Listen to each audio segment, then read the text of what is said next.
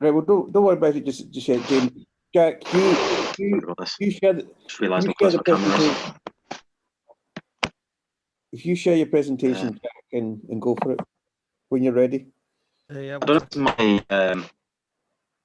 my internet, but everyone seems to be lagging a little bit. Yeah, your internet's not great right now. Yeah, this delay makes the speech ununderstandable for me. Sorry. I will try my best. Yeah.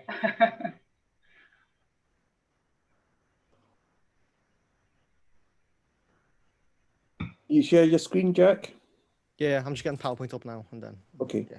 Because James was going to do it, but he's having computer issues, so.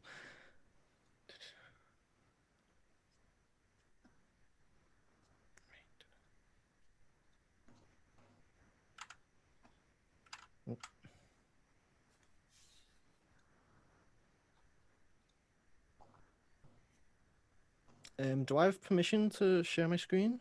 Yeah, I've just handed it over, yeah.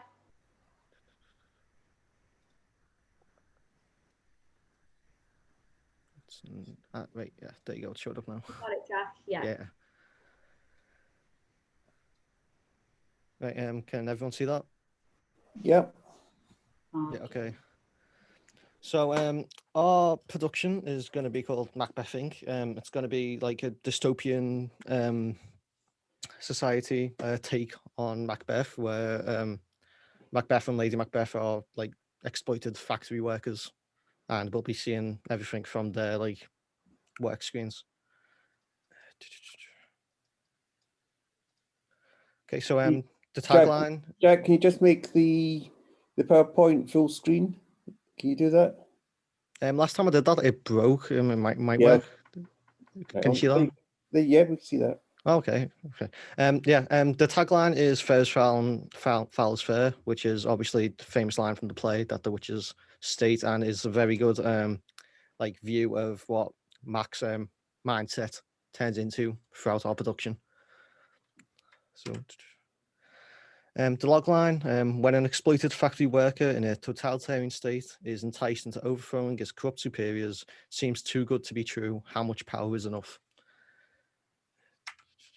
So the plot synopsis, it's set in a dystopian society, and Mac, which is the Macbeth character, is a blue-collar worker taken advantage of by the ruling corporation.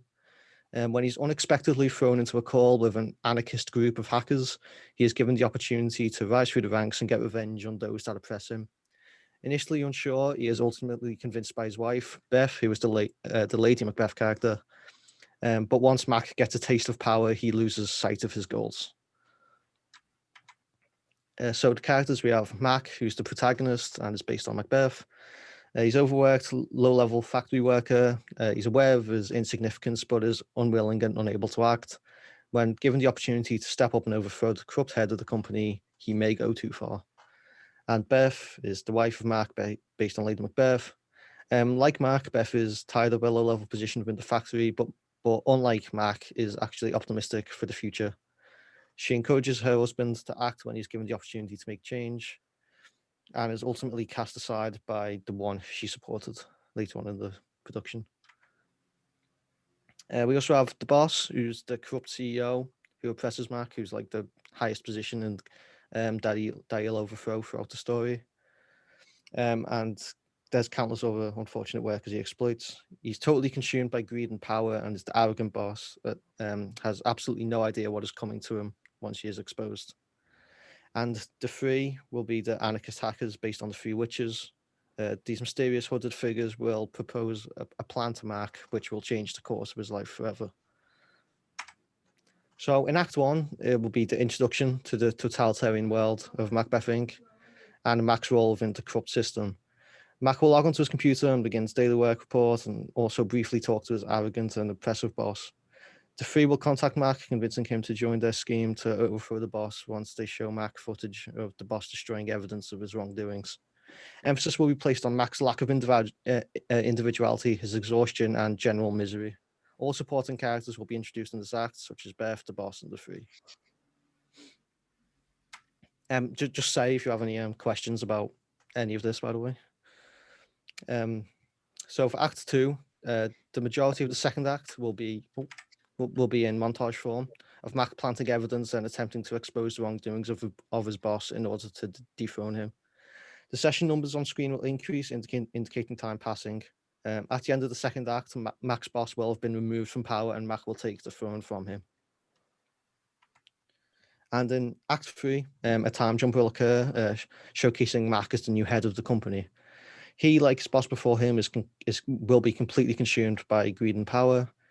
He'll speak with Beth, who pleads with him and begs him to stop acting in the same manner as the former boss, but Mac will simply ignore her. The film will end with a new worker just as tired and overworked as Mac was in the first act, being contacted by the three. This indicates that the cycle will repeat itself as the film draws to a close.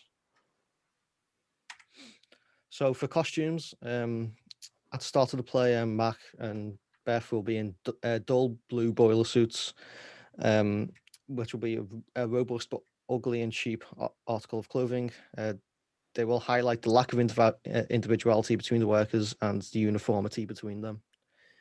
At the end, Mac will be in a rich purple suit, and both the suit and the richer colour emphasise Mac's newly acquired position of power.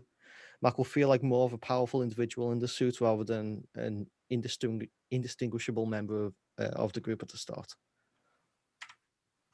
For the visual aesthetic, there'll be a Windows 95 aesthetic placed on screen for Mac's computer, giving the film a retro look, and also highlighting how the factory workers have to rely on outdated technology and are therefore neglected by their superiors.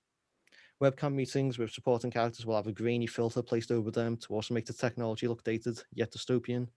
The three will not have a grainy filter over their camera to show how technologically superior they are to everybody else.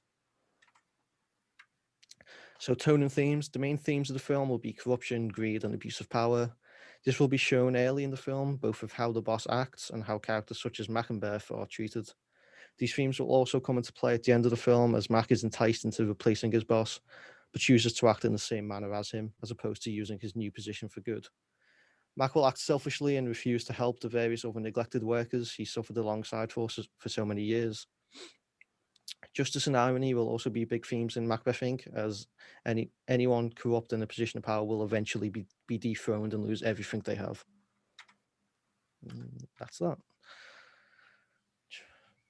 Any questions? Or Thank you very much, Jack. A lot of hard work's gone into developing that. It's really moved on since you first presented that. That's great.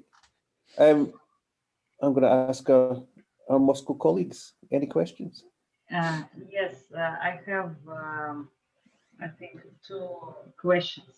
Yep. I look on these 3 acts, and I really think that how many minutes you will have in your film. It looks like it can be a really 1 hour and a half movie, big theater movie, really, because you have a lot of little details that you should make the viewer understand.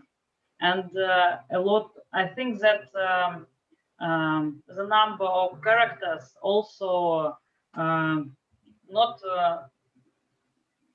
okay. When we talk to our students and say that okay, we are doing short films, so please 2 main characters and 1 not main character. Yeah. But you mentioned a lot of different characters with all roles. Okay, I like it. I really like Anti-Utopian and this retro Screenlife. It looks very nice and very tasty, yes. But I think that the main goal for you is to make it as short as you can, but to make the viewer understand all the things you want him to understand. And I think that it is very big challenge. So yeah, we talked about this yesterday, actually. It was literally brought up yesterday. Like we initially wanted it to be to the 5 minutes, but we think it's probably going to be closer to 10 now. Yeah, really. Okay, guys, 10 minutes. I hope that if it will be 15, and all will be understandable. Yeah. It's very good. Yeah. And do you have a screenplay now, or you are in the beginning of writing? We have a first draft that is completed now. And yeah, how many pages now? I think it's six or seven. One of them. You really have dialogue for Act 1. You haven't plotted out every move in Act 2 and Act 3. And we're still finishing off Lady Macbeth's like role at the end of it as well. So yeah, like there's still work to do on it. Yeah. Okay, and the second question is about this retro Screenlife. If we are talking about Windows 95, there was not any video calls and so on. Yeah. So how will you work with it? Like we are taking like some creative liberties there because there wasn't anything like the technology we have now back then. So it will be some kind of Frankenstein between now and the 95 Windows. Kind of like we're going to create like the like the web pages ourselves as like I think that's how we're doing it anyway, like an overlay that we'll use in Premiere Pro. So it'll just be like we get the webcam and then just shrink it down and add a grainy effect on it, and it'll look like it's on a like old web page from the time. But yeah, there's not really anything we can look at and say, oh, we can just use that template because it didn't exist back then. So yeah, there is like a bit of like creative liberties we're taking there. Okay, I think that you have a lot of tasty things in your idea, but I think that as early you start to make some hypothesis testing about the understanding of your plot by the viewer, I think it will be very good for this story, because I think that some things about this retro Screenlife you can only test. So maybe it will work on written pages, but I really cannot tell you will it work on a done movie, on already done movie. So I think that's write and test. We're hoping to like get like edits on a few weeks. Do you or James, do you have any editing experience? Do you make some editing of video?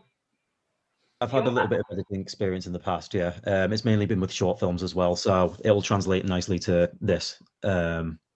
So yeah, what about you, Jack? Have you had any editing experience? I've done a little bit since I started uni, but for this one, it's mainly our Russian collaborator Nikolai, who's he's got a lot of experience and is seeing to get his mates to help like create. Okay.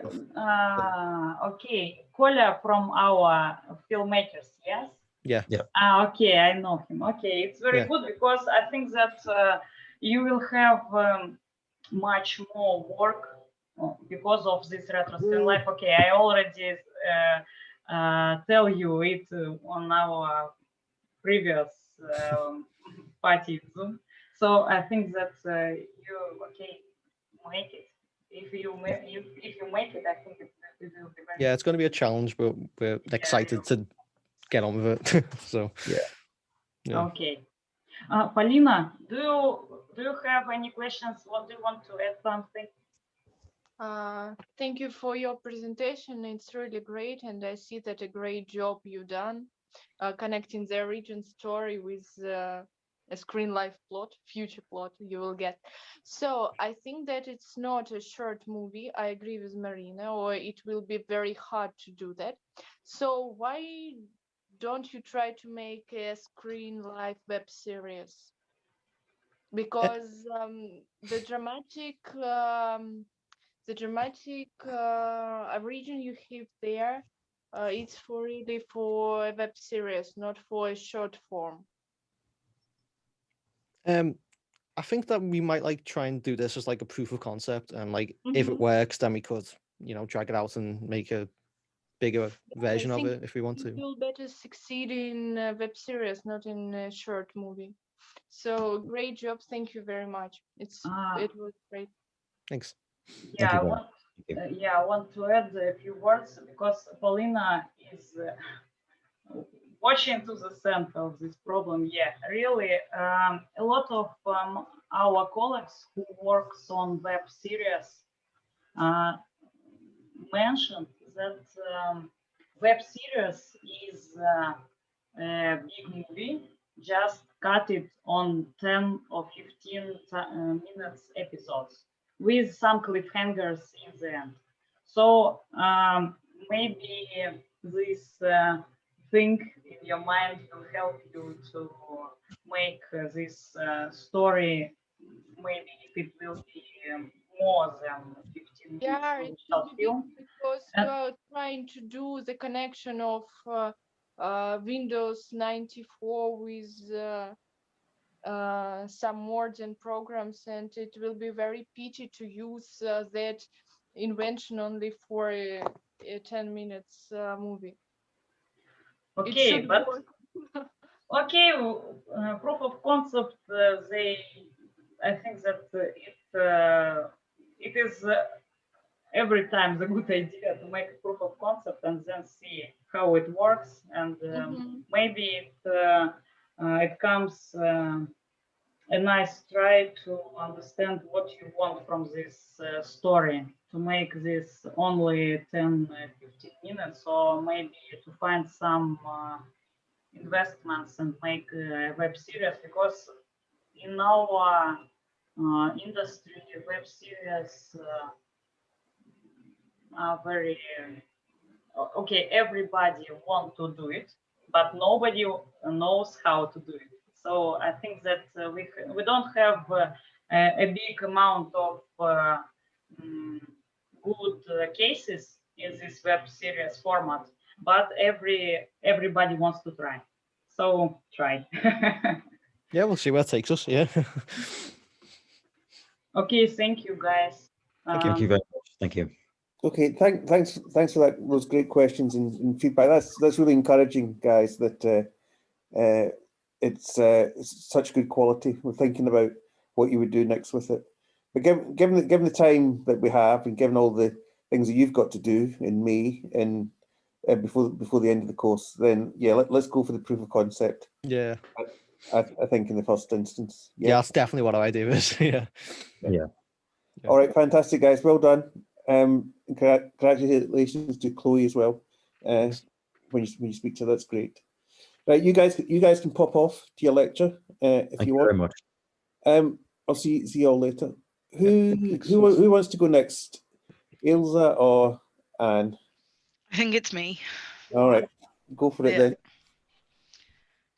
then. Let's see.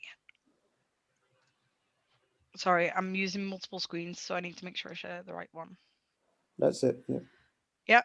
Okay. And I apologize in advance because this was made this morning, in between lectures, including the graphics that I'm going to show you. Don't say it to us. We don't know it, so we look like okay. It's everything was nice. Okay. So I'm still jokingly calling it What the Puck, but still don't have a working title. It's basically a mashup of Shakespeare's storyline of the Midsummer's Night's Dream in the social, political, cultural landscape of Tolstoy's Elita. Is it going to let me? It won't let me. There we go. Basically, it's the relationships and the storyline of Midsummer's, where Puck interferes and uses magic, but it's the Russian angle is not just the fact that it's set in post-apocalyptic Mars, it's also going to hopefully be dual language. However, if dual language doesn't work, we are going to record all the Russian things in English as well, just in case, so that we can change it in the edit if it doesn't work out. Puck is a magical engineer tasked with playing Cupid to maintain the fine balance of the New World Order on Mars, and tries to fix their mistakes before disaster strikes. So far, the characters are Puck. There are a few counterparts with Puck to give a communication to move the storyline along as well. And then there's the couples and the parents that are involved in the conversations. To reduce the amount of characters, a lot of these will be portrayed as just names and voices on a video call rather than a video footage. Again, the setting is Mars. We're going to tell it through CCTV, hacked video calls, and newsreels. This is a mock-up I made today, but although it'll be in modern day language and it'll be a complete new script, but the same storyline, we're going to draw, this is what I was explaining to Martin the other day, we're going to draw on, so maintenance, where Nicholas Bottom, the character who is kind of a catalyst for seeing that there's a problem, that there's a mistake. In the original play is a character in a play within the play, and he gets turned into a donkey. So to make reference to that, because we don't have time in the proof of concept to put a story within a story within a story, he's going to still be a character, but he will be the maintenance guy, and that's his justification for being on screen. But the reference to the donkey is that maintenance's logo on the desktop is a donkey and things like that. Then it's things like the eye for CCTV, the daily updates, the news, and all the different aspects on the desktop. These four boxes, this will be Puck. Puck will be permanently on screen so that you can always see their perspective and what they're doing. And these are going to be the other engineers that pop on and offline to advise Puck or to move the storyline along. And then here will be an AI chatbot that will translate between English and Russian so that it's got a continuous, it's a bit like the subtitles, but the subtitles are in the corner so everyone can still understand it. This is just an example of how the script is currently set out. Basically, it's because I'm planning on doing it as a dual language, we need it completely in Russian, completely in English. So where the translate bot is, if a character speaks in English, it will then be in Russian there. If the character speaks in Russian, it'll be there. And then on the other side, it'll be English. It's not been translated yet because the runtime is a little bit too long at 16 minutes. So I've worked out I can get the whole storyline down to 12 minutes where we don't lose all of it. And then I'm writing it, directing the UK side and editing it. Slava is basically going to direct, and he's also translating the whole thing. But he's also reading in English and giving me feedback to say this won't translate into Russian. So that's where because I've got to make sure that jokes that I put in, because it is planning to be a comedy, also are funny to you guys, because if they don't make sense in Russian, then there's no point. English is a silly language anyway, and what we find funny isn't funny for everyone else. And then Frank, who is another English student, is the king of sound. He is going to do he's actually a trained musician. He's going to do all of the music and the sound effects and stuff, and he will edit the sound thing, because I can edit videos, I can layer, I can do all that, but sound I've got no concept of. So that's where Frank comes in, and that's it. So yeah, I don't know if I'm still sharing my screen. Yes, you are. You're still sharing. Yeah. Yeah. That's the mock background on a TV screen that I think you're seeing. But it's great, Ilse. It's really great stuff. Okay. Firstly, I'm very impressed of this idea. And could you please tell me? I have an organizational question. Slava Vyacheslav, I mean, yeah. Slava is not a student of our master program for now, but Yeah. is he um, is he keeping in touch with you and still helping you really? Yeah, we video call. There was a bit of a gap because he got a job at a news station. He was covering there when you had the thing going on last month. But we message at least once a week, and then when a chunk of the stuff is done, then we video chat. And yeah, because it's just easier.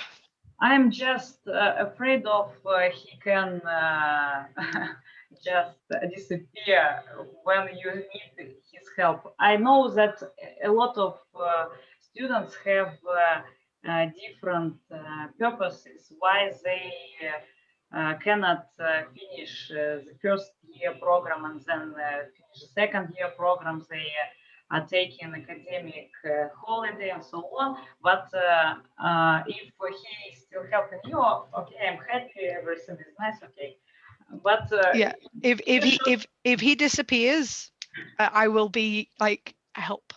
I'm quite loud. I will ask. okay, very nice. If he disappears, Karen and Martin will tell you I am. No, I need help. Find Okay. me a Russian, please.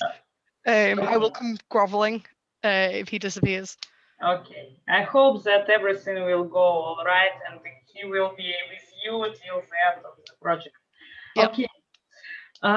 Frankly speaking, I have the same comment as for previous team because your story seems like very complicated for being a short story. So maybe in your head, in your plot on the pages, it will work, but it seems like also because of this future style, because I don't think that we have enough cases about about future screen life. So I think it also some kind of hypothesis testing, and you. Okay, I just want you to be how to say it in English. Sorry, very complicated thing in my head. Maybe you will have not the one attempt to make this hypothesis testing because of this future screen life and the complication of this story. Yeah. So A Midsummer's Night's Dream, the actual play, is a runtime of 1 hour and 42 minutes. I have actually written for the stage it as a 10-minute play. The way that we're getting around it is so we don't need to introduce. We're primarily the main characters are the relationships between Lysander and everyone. We are we're making Puck the solitary main character, and we're not running it linear. We're having it as Puck goes back and watches a brief recording of the conversation or a recording of the video chat to realize that he's got the wrong person. So you don't see all of those things, and that's how we're cutting the time out. So I'll send you the script when it's done. Okay. When it's finished, okay. and that's the easiest option. It's not a kind of question, but you should understand that all this, as much you have details in your story, so you just can make the viewer confused. He just sometimes with all this fullness of details, he or she just cannot understand the main plot of the story. So just be careful of this. Yeah. And also talking about future stories or any fantasy stories, all viewers should clearly understand what are the rules of the world in your story. Yeah. So you should also understand that you should spend some time of the story to make the viewer understand these rules. Do you understand my Yeah. very nice English today? Yeah? Yeah. Okay. Thank you. Valina, do I you want agree to add? that thanks to our future story, the introduction part, the first part of your plot must be bigger than usual one. And I'm afraid of the complexity of story regarding a lot of people participating in that story.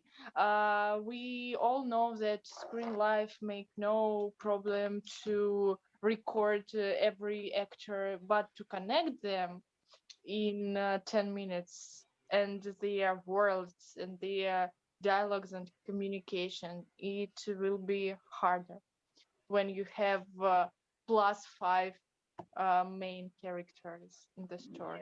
Yeah, really, and make Because and to make show, understand who is who also. yeah, because to show them is not enough. We had such a problem in our story when we had an experience to make a Chekhov a story in Screenlife, and our main character Liza had a mother, father, uncle, uh, her little son, and when we introduced everybody in that story, we spent around 10 minutes only to introduce them, and our audience told us that okay, story is good, plot is good, but we were bored seeing everybody in that story in the first part of your Screenlife. So please, maybe you will cross out somebody not very Yeah. Parents. parent, or maybe you will show one parent and you will introduce the second parent using photos and something like that, or a picture in the um, ID of I don't know, of Skype, of Zoom, and the audience will understand that main character phones, for example, for parents, because in Yeah. ID photo you will see two of them. So please think Okay. about it. Think about it. Yeah, but Paulina is absolutely right. And okay, I am not bored with your film, Paulina. I think it's very nice romantic story. But frankly speaking, they have 22 minutes for a short film. It's very long and a lot of Yeah, because European. we have chosen a family story, and we thought that that story would be 10 minutes or 15 minutes maximum, but we But had a really huge story of our protagonist, and it played such a bad joke with us. uh, and you should know that a lot of mostly all European festivals with not long than 15 minutes for the story. Mhm. So I think these two things are main risks for your story. Okay, I really think that you can manage them in a very nice way, but you please try to keep them in your mind because it can be a problem with them in the already done film. Okay. Okay. Great, some very good advice there. Thank you both for that. Shorter. Okay. I'll think about it. Okay, that's great stuff, Ailsa. That's a All really right. brilliant presentation. Thank you so much for that. Chat So and broken biscuits as per usual. it was very good. You didn't. Nobody knew you put that together this morning. You should just carry on.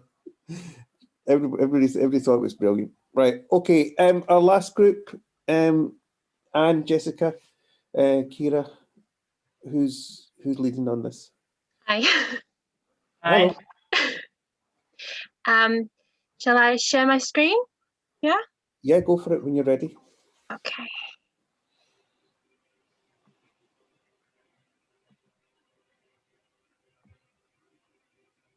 I don't know if you can see that. It is loading. There we go. Yeah. Okay. So this is the name of the film so far, the working title anyway, and my group, and the log line. In a modern world, online world, Shakespeare, three of Shakespeare's fiercest women characters come together to challenge a stalker, but is anybody who they really say they are? Our synopsis is Ash is an online stalker who is watching Susie, monitoring her every move. We follow every detail of her life as he watches her. Lady Macbeth, Juliet Capulet, and Hermione, Shakespeare's literary female characters, become self-aware online. They see what Ash is doing and set out to stop it before it's too late. Juliet, our character, is often portrayed as a sweet and innocent figure. We see Juliet as a typical mischievous teenager who wants to help Susie, seeing the innocence and naivety of herself within the character of Susie and the danger that Susie's in. We see Juliet transform herself from how she is typically seen and represented on screen to a more expressive version of herself, a more modern teenage version. Lady Macbeth is often cast as the villain. She's Machiavellian in her drive for power, but is that what really drives her? She's a woman who suffered many losses. Here she can see the possible future and determines to try and change the possible outcome, which is sort of what she did in Macbeth, to save her life instead of taking one, though, here. And Hermione, the only Russian character in Shakespeare, solid, sensible, strong. We see her as the conscience of the story. Her character in Shakespeare's The Winter's Tale was above reproach. She's accused in that of adultery and is innocent. So here she watches over the other characters and offers advice. She intervenes at the end of the story to try to avoid disaster. Ash, our protagonist, is the stalker. Ash has been watching Susie and is shocked to discover that is shocked to discover it's not the only one who's being watched, that the female Shakespeare characters are watching Ash.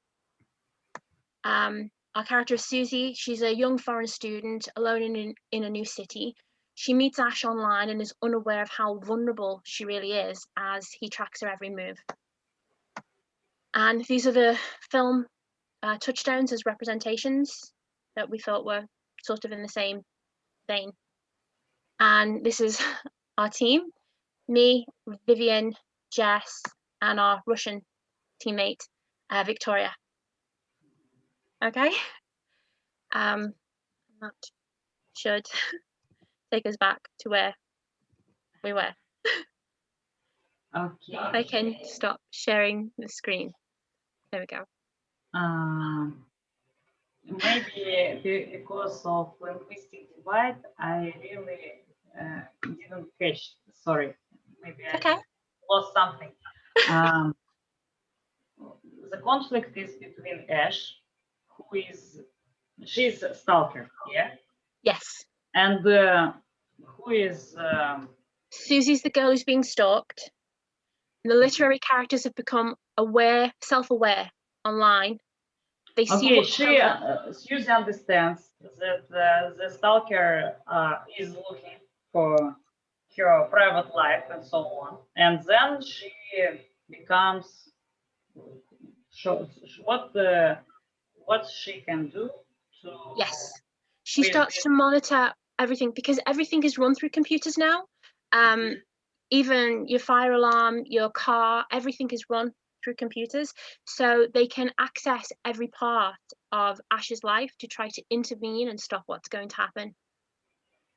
And what Ash wants from Susie? She wants to watch and consume her life, take over her life. Because why I am asking? Because in this series, the answer is very, very simple. Because the main character is man, and he is watching on a woman. He wants to be a pair for him.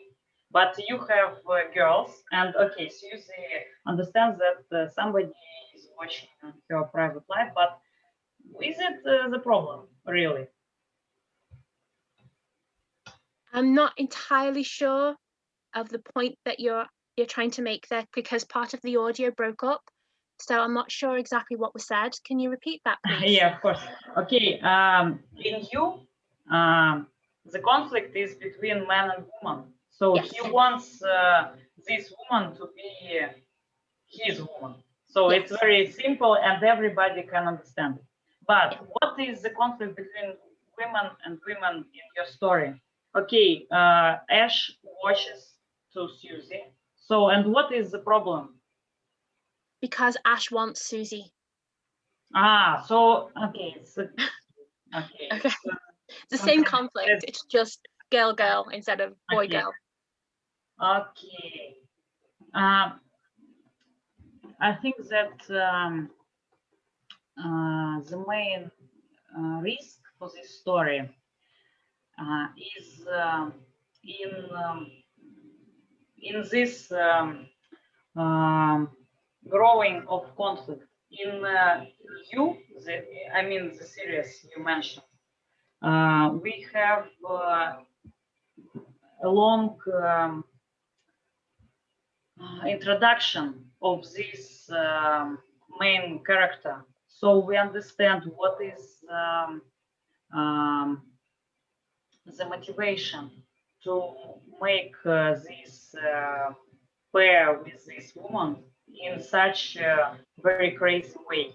So we understand him, and we understand that his reasons. Okay, we take these reasons like our reasons. So we take this story like it is our story, and the main instrument for it is this long introduction. But you don't have the series; you have a short story, and you should think about how this, frankly speaking, maniac Ash has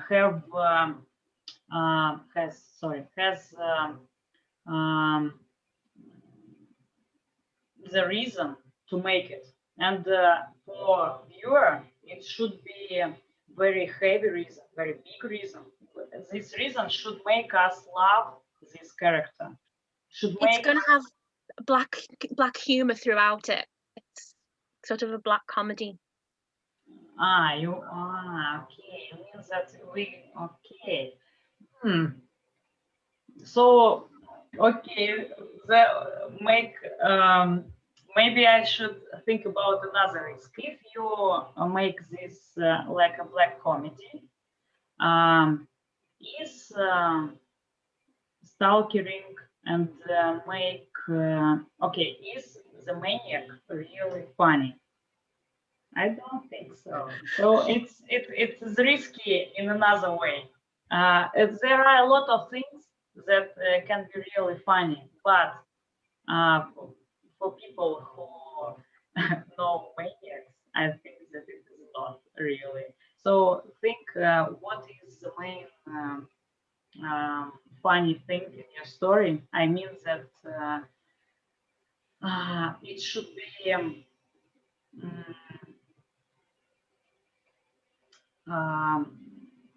Okay, talking about some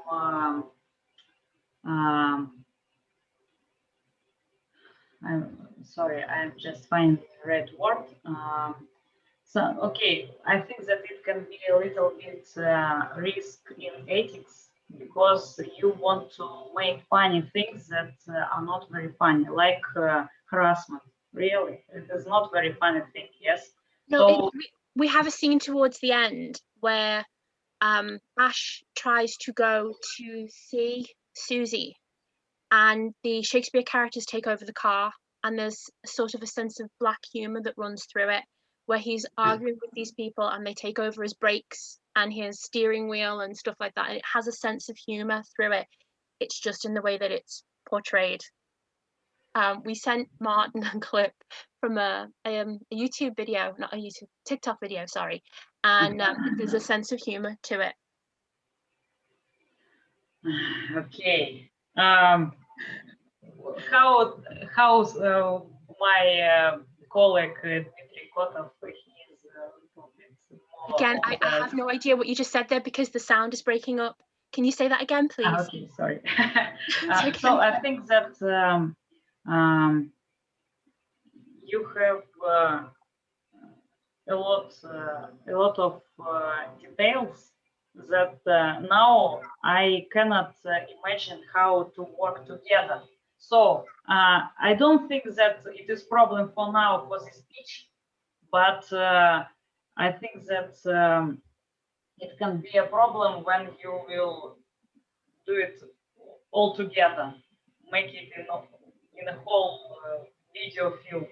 So I think that you should try, and then we will see how it works. Maybe it works in your head, but for now, I think that okay, I mentioned some risks, so be careful. I will. Okay, Polina, do you want to add something? Yeah, you have chosen a really tricky genre of the story.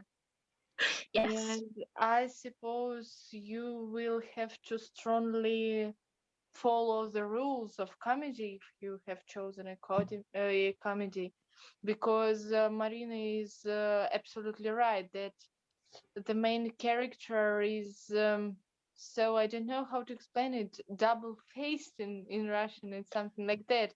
It's not good, it's not bad, it's not funny, or he's not ugly, and you will strongly you have to strongly follow the rules of a genre you will choose. We will keep that in mind. Yeah, and okay, talking about basic drama principles, we try to make the viewer love the character, the main character, because it makes viewer go to the end of the film, because he understands the motivation, and you just turn on this story because of this character. But if you are talking about comedies and black comedies, you can somehow forget this love to the main character, but it should be the main reason for viewer to go to the end of the film is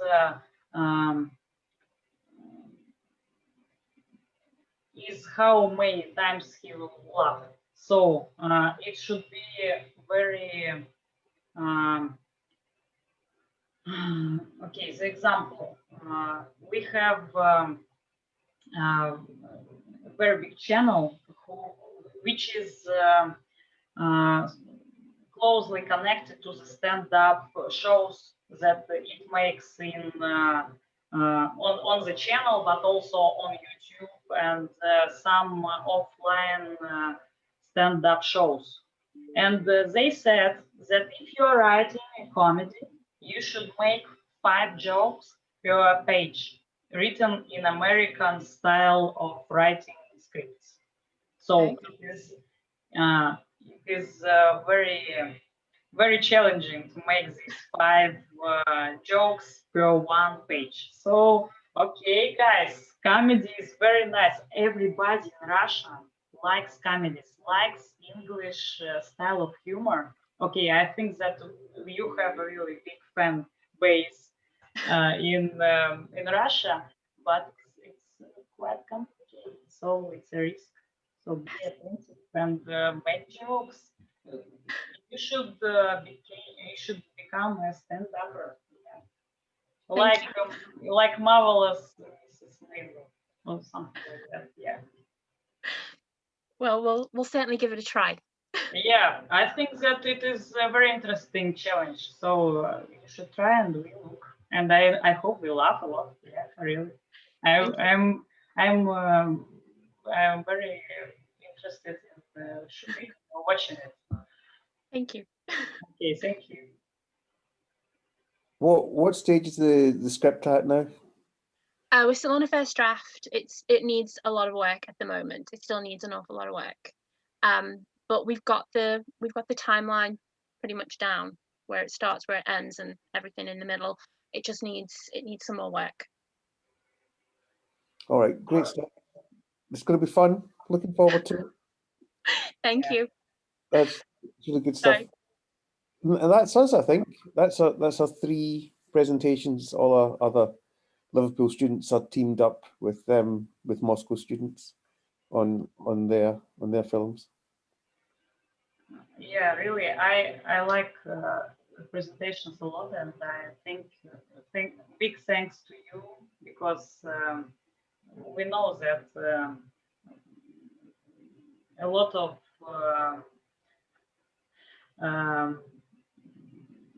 force makes from the main guys in our colleagues who are working these students' processes.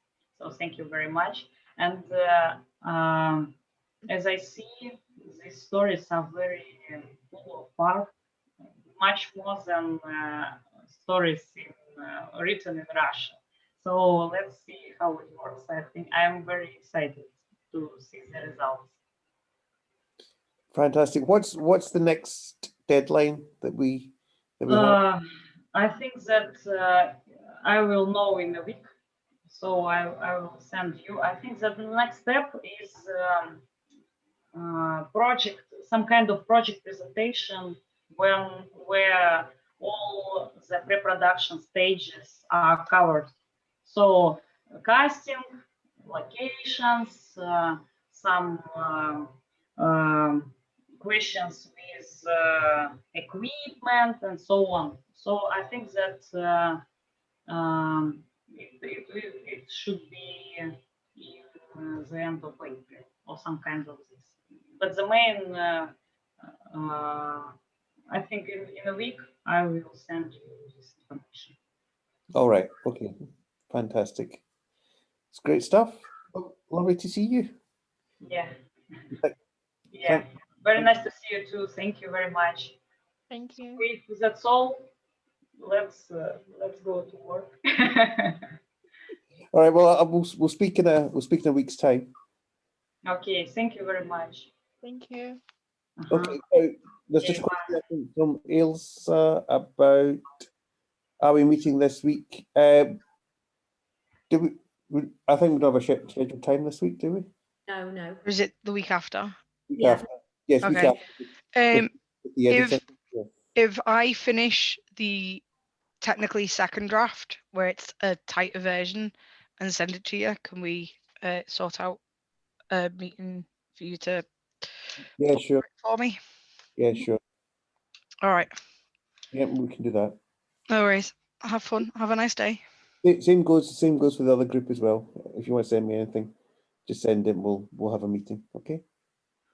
Martin, how do you find our scripts from Moscow? Have you read something from them? They're on my list. Okay, okay. They're on my list. I've got a big list. We are waiting. Thank you. Okay, I know. We've got a date for that, haven't we? We said when did we? What did we say? What date did we? The 1st of April. The 1 week left. Yeah, really. Yeah. Okay. Yeah. Right. Okay. They're in my case. Yeah. Okay. I know. 1st of April. Speak about them on the 1st of April. Okay, okay. Okay. See you later. See you later. Bye. Bye. Bye bye. Paulina. Thank you. Bye. Thank you.